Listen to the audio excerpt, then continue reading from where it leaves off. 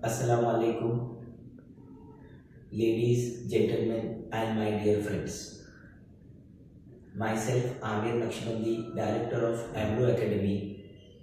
I here want to thank all the Expo staff, especially Basit Siddiqui sir, coordinator, and all the staffs members who have directly and indirectly helped in making such a grand success for the Expo.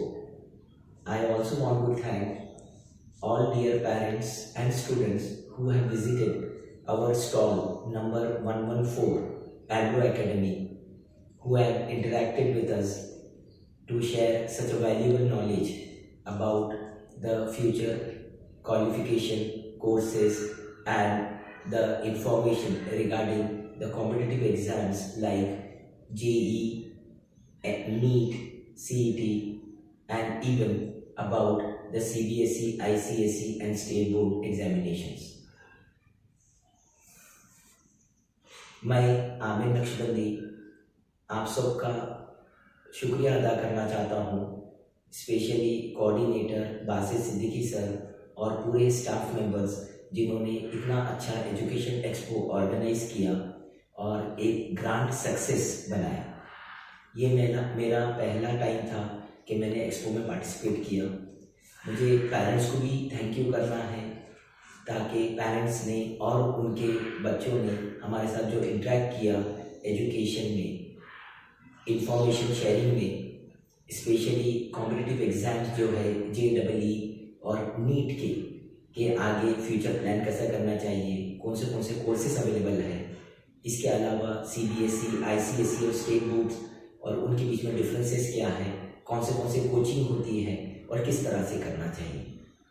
मैं बहुत खुश हूँ कि इस तरह से एक बहुत अच्छा इनिशिएटिव बासित सिद्दीकी सर और उनके टीम मेंबर्स ने किया है, जिसमें उन्होंने एक प्लेटफॉर्म पे अलग अलग कोचिंग इंस्टीट्यूट्स, कॉलेजेस और कोचिंग और एजुकेशन से रिलेटेड उन्होंने अलग अलग लोगों को एक साथ लेके आए।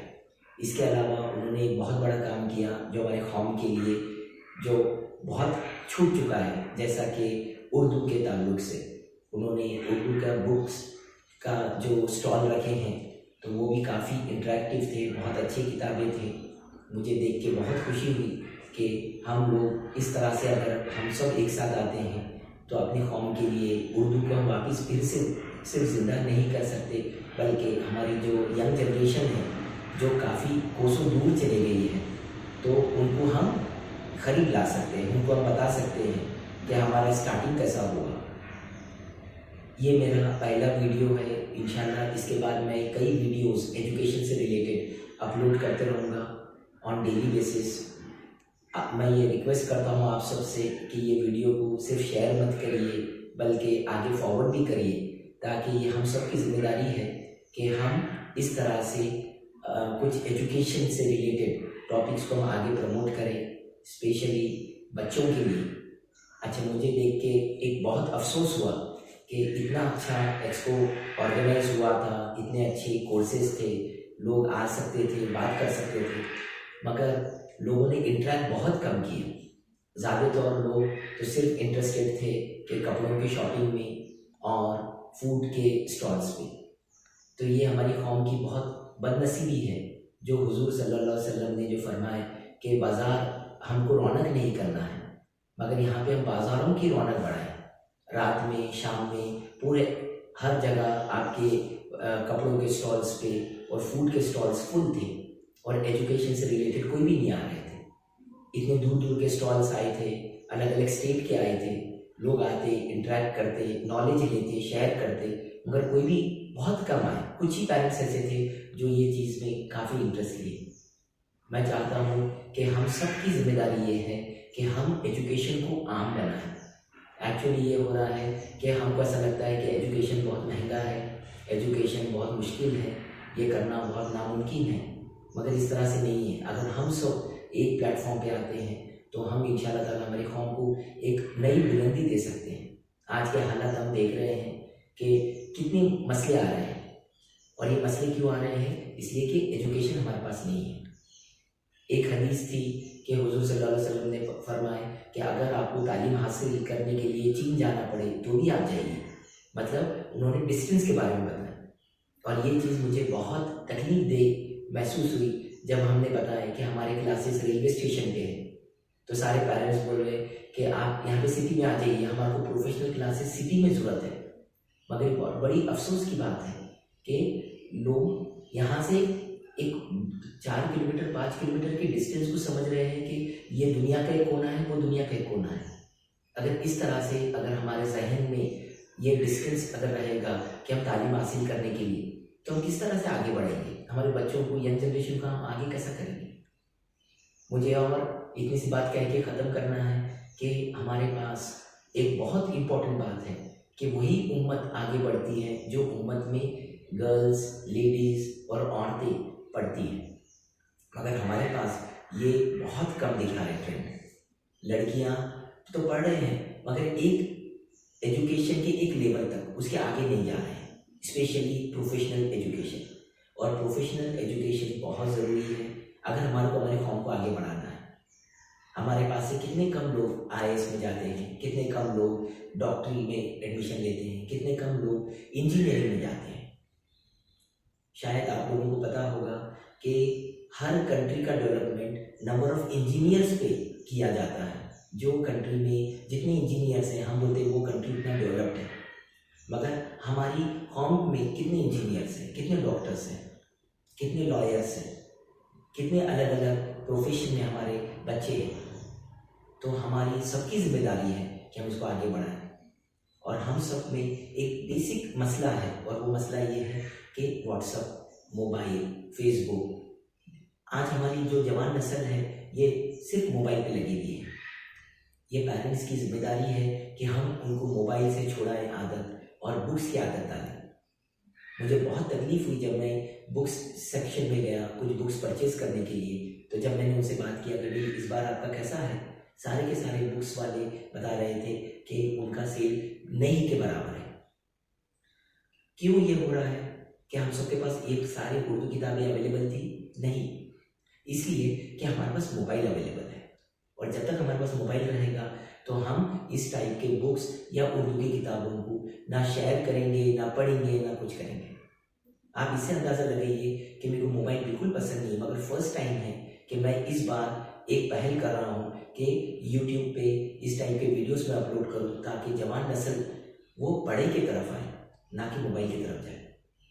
शायद आप लोगों को याद होगा कि कुछ साल पहले मैंने औरंगाबाद टाइम्स में एक एजुकेशन सीरीज़ निकाला था जिसमें हम स्टेप बाय स्टेप एजुकेशन के बारे में बताएं कि एजुकेशन कैसा होता है, एजुकेशन में क्या रिक्वायरमेंट्स हैं।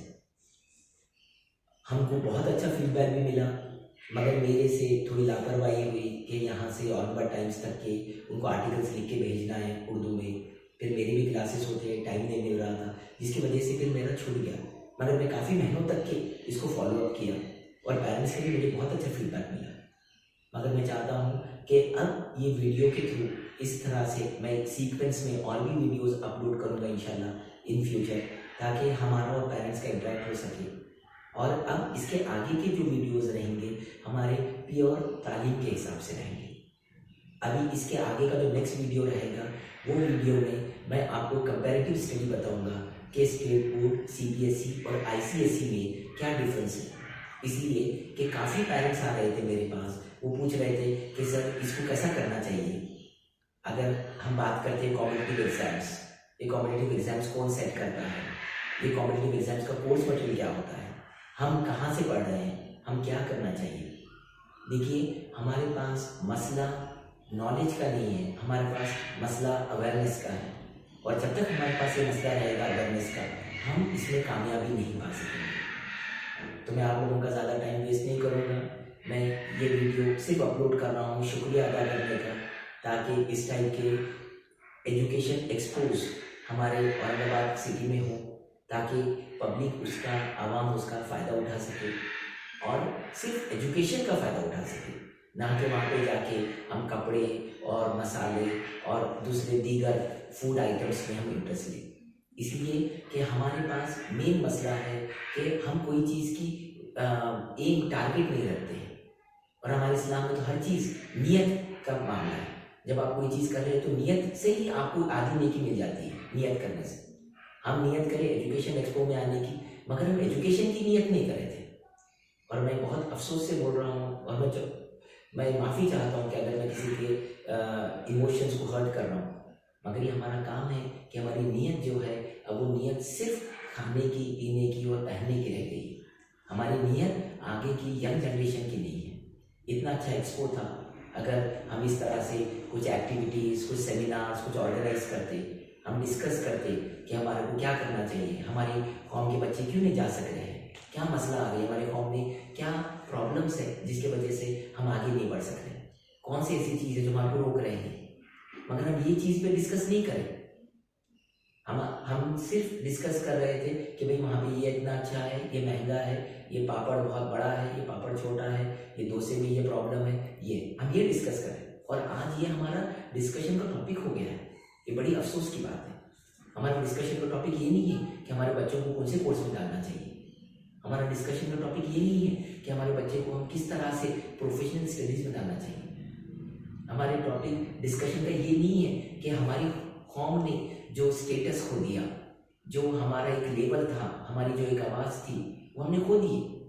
हमारा ये बिल्कुल नहीं है इस बारे में। और ये मुझे बहुत अफसोस होता है कि ये हम सब का काम है, और ये एक्चुअली काम रहता है टीचर्स का। तो एज ए टीचर मैं ये अब जिम्मेदारी अपनी समझते हुए ये मैं वीडियोस डालूंगा। अब आप लोगों की ये जिम्मेदारी है कि इसको आप आगे फॉरवर्ड करिए। मेरा नंबर है, आपको यहाँ पे दिख जाएगा, 9890052876। आपको अगर इस पर कोई भी पर्टिकुलर टॉपिक पे वीडियोस चाहिए, कोई भी टॉपिक पे एक्सप्लेनेशन चाहिए, तो आप बेशक इस पर कॉल करके, इस पर मैसेज करके आप पूछ सकते हैं।